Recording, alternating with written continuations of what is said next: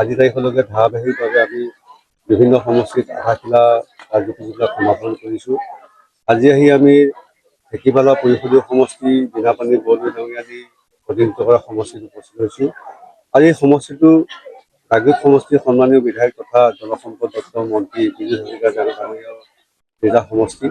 আৰু ইয়াতেই আমাৰ পঞ্চায়তৰ সন্মানীয় সভাপতি দীপেন দাস ডাঙৰীয়াও আছে, আমাৰ সন্মানীয় বিষয়ববীয়াসকল আছে। এই সকলোৱে লগত সমিলমিলভাৱে সহযোগিতা ৰাখি আজি ঢেকিপালা সমষ্টিত যিবিলাক কাম আছে সেই কামবিলাকৰ আধাৰশিলা স্থাপন কৰিছোঁ। আধাৰশিলা স্থাপন নহয়, আচলতে মই আগৰ পৰাই কৈ আহিছোঁ, আমাৰ আধাৰশিলাৰ যিদিনাখনো কৰা হয়, আধাৰশিলা কৰা পিছদিনাখনৰ পৰা আমাৰ কাম আৰম্ভ হয়। গতিকে এনেকৈ আমি যোৱা স্বাস্থ্য পৰিষদৰ ৩৬টা সমষ্টিত আমাৰ এই ২৫-২৬ বৰ্ষৰ যি আৱৰ্তিত পুঁজি, সেই আৱৰ্তিত পুঁজি কাম কাজবিলাক আমি আৰম্ভ কৰিব বিচাৰিছোঁ। কাৰণ কৌতুক কণ্ডাক্ট লগাৰ পিছত আমি আধাৰশিলা অনুষ্ঠানবিলাক কৰিব নোৱাৰিম। সেইকাৰণে প্ৰতিটো সমষ্টিত মই যিমান দূৰলৈ পাৰোঁ সেইখিনি চেষ্টা কৰিছোঁ। ৩৬টা সমষ্টিত হয়তো যোৱা সম্ভৱ নহ'ব, তথাপিও ৩৬টা সমষ্টিত নগ'লেও মই আমাৰ সন্মানীয় EM মেম্বাৰসকলক আৰু দলীয় কাৰ্যকৰ্তাসকলক, য'ত বিধায়ক আছে বিধায়কসকলকো আমি ৰিকুৱেষ্ট কৰিছোঁ যে আপোনালোকেও এই আধাৰশিলা অনুষ্ঠানত অংশগ্ৰহণ কৰিব। তেখেতসকলেও সেইখিনি সহমত পোষণ কৰিছে। গতিকে আজি জাগীৰোড সমষ্টিৰ সন্মানীয় মন্ত্ৰী মহোদয়ৰ সমষ্টি আৰু বীণাপানী বৰদলৈ ডাঙৰীয়ানী পৰিষদীয় সমষ্টিত আহি প্ৰায় 10টা আমি আধাৰশিলা অনুষ্ঠানবিলাক আৰম্ভ কৰিলোঁ। গতিকে এনেকৈ আমি যোৱা স্বাস্থ্য পৰিষদৰ আৱৰ্তিত পুঁজিৰে অন্য যিখিনি কাম সেইখিনি কৰিবৰ কাৰণে প্ৰয়াস কৰিছোঁ। ওচৰ কাৰ্যবাহী সদস্য হিচাপে আপুনি বৰ্তমান কাৰ্যকাল চলাই 5 বছৰ সম্পূৰ্ণ কৰিছে। আপোনাৰ নামটো চৰ্চাত আছে মৰিগাঁও সদৰ সমষ্টিৰ পৰা ৰাইজে আপোনাক বিচাৰিছে, এই সন্দৰ্ভত কি ক'ব?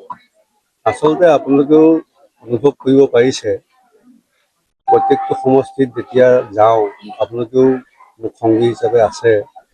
প্ৰত্যেক সমষ্টিতে ৰাইজৰ যিখিনি সহযোগিতা লাভ কৰিবৰ কাৰণে সক্ষম হৈছোঁ, ইয়াৰ জৰিয়তে হয়তো ৰাইজে এই কথাখিনি অৱতাৰণা কৰিছে আমাকো আগবঢ়াই দিবৰ কাৰণে। কিন্তু এটা কথা, দলৰ নেতৃস্থানীয় ব্যক্তিসকল আছে, অসমৰ অসম বিজেপি ৰাজ্যিক সভাপতি দিলীপ শইকীয়া আছে, অসমৰ মাননীয় মুখ্যমন্ত্ৰী মহোদয় আছে, আৰু দলীয় উচ্চস্তৰীয় কাৰ্যকৰ্তাসকল আছে। তেখেতসকলে সহমত পোষণ কৰিলেহে এজন ব্যক্তিয়ে প্ৰাৰ্থিত্ব লাভ কৰিবলৈ সক্ষম হয়। গতিকে সেইখিনি দলীয় নেতৃত্ব নিশ্চয় চিন্তা চৰ্চা কৰিব। কাৰণ মৰিগাঁও সমষ্টিটো ডেভেলপমেণ্টৰ ক্ষেত্ৰত আগবঢ়াই নিবৰ কাৰণে এনেধৰণৰ প্ৰতিনিধিৰ প্ৰয়োজন থাকিলে নিশ্চয় আমাৰ যিবিলাক উইংছ আছে, যিবিলাক উইংছে ইতিমধ্যে পৰ্যবেক্ষণ কৰি আছে, পৰ্যবেক্ষণ কৰা উইংছবিলাকে নিশ্চয় সেইবিলাক ৰিপৰ্ট ছাবমিট কৰিছে। সেই ৰিপৰ্টৰ ওপৰত ভিত্তি কৰি দলে যদি প্ৰাৰ্থিত্ব প্ৰদানৰ কথাটো চিন্তা কৰে, তেতিয়াহ'লে ৰাইজৰ সহায় সহযোগৰ জৰিয়তে সেইখিনি কৰিবৰ কাৰণে বা আগবাঢ়িবৰ কাৰণে মই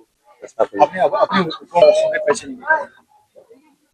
নাই, উপমহলৰ কথাটো হ'ল আমি ডাইৰেক্টলি উপমহলৰ কথাটো ক'ব নাযাওঁ। এইকাৰণে যে ডাইৰেক্টলি উপমহলে কেতিয়াও কোনোবা এজন ব্যক্তিক প্ৰাৰ্থিত্ব প্ৰদান কৰিম বুলি কোনচাতে নকয়। কাৰণ এতিয়ালৈকে পৰ্যবেক্ষণবিলাক চলি আছে। সেই পৰ্যবেক্ষণ সমাপ্তি হোৱাৰ পিছত তেখেতসকলে কি ডিচিশ্যন লয় তাৰ ওপৰত নিৰ্ভৰ কৰিব। শদিয়াৰ পৰা ধুবুৰীলৈ, বৰাকৰ পৰা ব্ৰহ্মপুত্ৰলৈ সকলোৰে মাজত চিনাকি এটা নাম প্ৰাতঃ টাইম। থলুৱা ভাষা, কৃষ্টি আৰু সত্য বাতৰিৰ আধাৰত প্ৰতিষ্ঠিত খবৰ প্ৰাতঃ টাইমৰ প্ৰতিটো বা বাতৰি পুংখানুপুংখভাৱে চাবলৈ Facebook, YouTube, website, Twitter, Instagram আৰু ব্লগাৰ পেজত লাইক আৰু ফ'ল' কৰক।